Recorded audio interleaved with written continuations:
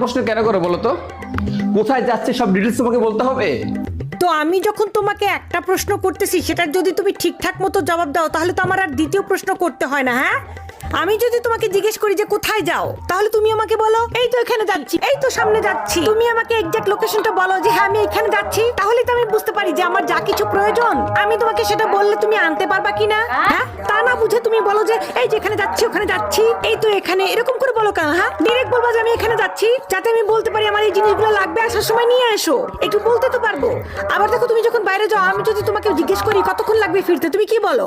1 ঘন্টা নাহলে 2 ঘন্টা। তুমি আমাকে ফিক্সড করে বলো যে হ্যাঁ তোমার 2 ঘন্টা লাগবে বা তোমার 1 ঘন্টা লাগবে, যাতে আমি রান্না করে তোমাকে বাসায় আসার সাথে সাথে ফ্রেশ গরম খাবার দিতে পারি, কারণ গরম ছাড়া তো তুমি আবার খাবা না। আবার আমাদের বাড়ি থেকে যদি তোমাকে দাওয়াত দেয়, তোমাকে যদি বলি যাবা নাকি, তুমি কি বলো? দেখা যাবে। কখন দেখা যাবে? যদি তোমার যাওয়ার হয় তাহলে তুমি আগে থেকেই বলো, যাতে আমি আমার শাড়ি জুয়েলারি কি কি ম্যাচিং করে পরবো সেগুলো রেডি করে রাখতে পারি।